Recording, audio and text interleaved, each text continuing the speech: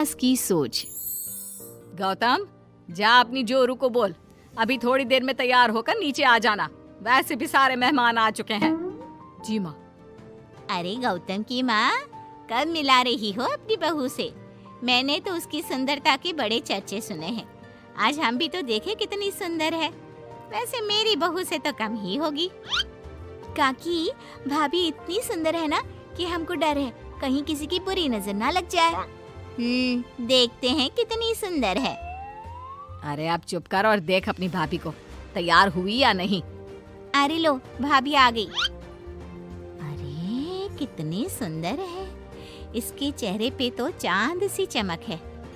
सुन रिमझिम, क्या नाम है तेरी भाभी का? सही पहचाना आपने, चांदनी है मेरी भाभी का नाम। क्या हुआ काकी, मुंह से बाहर शब्द नहीं निकल रहे? या चांदनी भाभी की चांद सी सुंदरता ने आपका मुंह बंद करवा दिया? हाँ सुंदर तो है, पर सुंदरता से क्या होता है? लड़की में गुण भी तो होने चाहिए। मेरी बहू में सुंदरता के साथ साथ संस्कार भी है। अरे वाह गौतम, सच्ची में तुम्हारी बीवी बहुत सुंदर है। हाँ, एकदम चांद जैसे अलग चमक रही है तुम्हारी बीवी इस पूरी पार्टी में। बात तो तुम एकदम सही कह रहे हो। इस भीड़ में भी सबसे अलग चमक रही है मेरी चांदनी।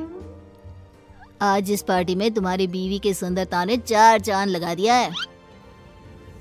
कुछ दिनों बाद जब गौतम की माँ आस पड़ोस की औरतों से गप्पे मार रही होती है।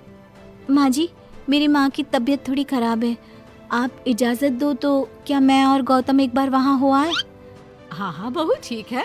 जब शाम को गौतम काम से आ जाए तो अपने मायके हो आना। ये क्या, उसने बोला और तुमने जाने दिया? हाँ, अभी उसने बताया तो सही, उसकी माँ की तबीयत खराब है। लेकिन तुमने जाने क्यों दिया? तुम्हें मना कर देना चाहिए था। लेकिन क्यों?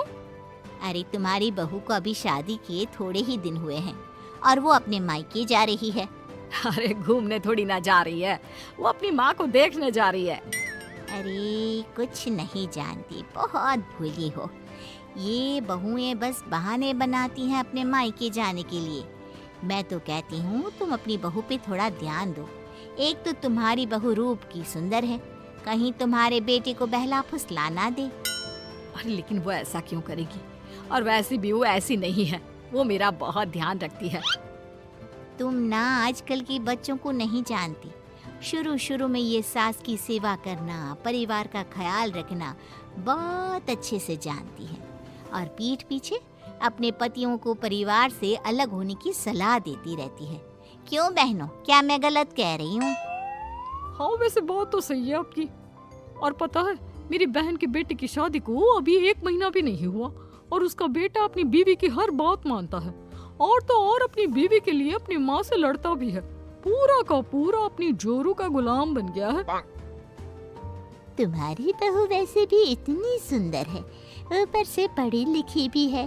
और आजकल की पढ़ी लिखी लड़कियां अपने पति को चिकनी चुपड़ी बातों में फंसाकर अपना काम निकलवाना जानती है। हाँ अरे हाँ, पर मेरी बहू चांदनी समझदार है। हाँ यही तो बात है। तुम किसी के चेहरे पे देखकर उसके दिमाग में क्या चल रहा है वो थोड़ी ना बता सकती हो। और हाँ, अपनी बहू के चांद से सुंदर चेहरे को देखकर धोखा मत खा जाना। अरे जरूरी थोड़ी ना है जो इंसान चेहरे से सुंदर हो वो मन से भी सुंदर हो, क्योंकि चांद पे भी तो दाग होते हैं। थोड़ी देर बाद सभी अपने अपने घर चले जाते हैं। शाम को चांदनी और गौतम घर आते हैं। और बहू, माँ को देखाई? जी माँ जी, अब थोड़ा ठीक है। बहू, अब तुम्हारा घूमना फिरना हो गया हो तो घर के कामों में मेरा हाथ बटाओ। जी माँ जी। मेरा ये घुटनों का दर्द कभी भी शुरू हो जाता है। बहू, लगता है आज सारा काम तुझी को करना होगा। कोई बात नहीं माँ जी, काम ही तो है, काम तो होता रहेगा। आप पहले अपना ख्याल रखिए। ठीक है, अब तो इतना बोल ही रही है तो मैं अपने कमरे में आराम करने जा रही हूँ। अगले दिन सुबह जब गौतम ऑफिस के लिए निकल रहा होता है। माँ, अब कैसा है तुम्हारे घुटनों का दर्द? ज्यादा तो नहीं हो रहा?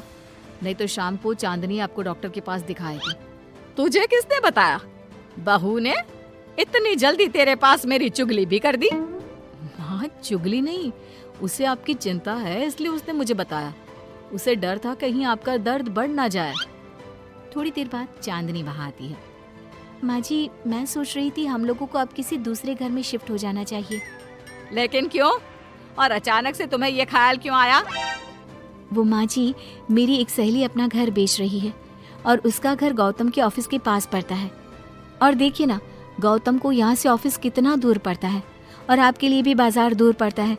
अगर हम वो घर खरीद लेते हैं तो हमारा कितना फायदा है। गौतम को ऑफिस के लिए दूर नहीं जाना पड़ेगा और आपको जब शॉपिंग जाने का मन करे आप जा सकती हो। ऊपर से वो मेरी दोस्त है तो वो हमें घर थोड़े कम दाम में भी बेचेगी। हाँ, बात तो तुम सही कह रही हो। कोई जरूरत नहीं है घर बदलने की। और तू क्या अपनी बीवी के हाँ में हाँ मिला रहा है? लेकिन माँ, मैंने एक बार बोल दिया ना तो बस, अब इसके बारे में कोई बात नहीं होगी। और ये कहते हुए वो अपने कमरे में चली जाती है। चांदनी भी उनके पीछे पीछे चली जाती है। क्या हुआ माँ जी? मैं कुछ दिनों से देख रही हूँ आप कुछ अजीब सा बर्ताव कर रही हैं। क्या अजीब सा? ऐसा ही तो करती हूँ। अगर तू मुझसे घर के बारे में बात करने आई है तो पहले ही कह देती हूँ, बिल्कुल नहीं। नहीं माँ जी, घर के बारे में बात करने नहीं आई। माँ जी, मुझसे कोई गलती हो गई है क्या? अगर कोई गलती की है तो डांट दीजिए, बात कीजिए। पर माँ जी, ऐसा व्यवहार मत कीजिए। मैं बिल्कुल बुरा नहीं मानूंगी। और अगर आप अभी बताना नहीं चाहती तो आपका जब मन करे बता देना। मैं बस इतना ही कहने आई थी। कहीं मैं आस पड़ोस की औरतों की बातों में आके अपनी बहू के साथ गलत तो नहीं कर रही? और वैसे भी वो सही तो बोल रही थी। उसने मेरे और गौतम के बारे में ही तो सोचा। वो हमारे बारे में इतना सोच रही है और मैं दूसरों की बातों में आकर उस पर शक कर रही हूँ। कुछ दिनों बाद काकी गौतम के घर गौतम की माँ से मिलने आती है। और गौतम की माँ कैसी हो? मैंने सुना तुम घर बदल रही हो। हाँ, वो वहाँ से गौतम का ऑफिस पास पड़ता है ना, वहाँ की तरफ ज्यादा सुविधाएं भी है। लेकिन इतनी जल्दी तुमने घर कैसे ढूंढा? किसने बताया? मुझे भी बताओ, मुझे भी अपना घर बदलना था। ये चांदनी का आइडिया था, उसी ने घर ढूंढा। देखा, मैंने कहा था ना, इसने अभी से अलग घर ढूंढना भी शुरू कर दिया। देखो, इसमें मेरी भी रजामंदी है। और तुम क्या मेरी बहू की जासूसी करने यहाँ आती हो या मेरा हाल चाल पूछने? मैं तो बस। और एक बात मेरी ध्यान से सुन लो, मेरी बहू भी सुंदर है, उसका मन भी उसी की तरह सुंदर है। और एक बात, चांद में दाग जरूर होते हैं, पर जिस तरह आसमान के सभी तारे मिलकर चांद जैसी चमक नहीं दे सकते, उसी तरह मेरी बहू चांदनी की सुंदरता और खूबियों की बराबरी तुम्हारी या और किसी की बहू नहीं कर सकती। कहने की जरूरत नहीं। काकी कोई भी जवाब दिए बिना चुपचाप वहां से उठकर चली जाती है।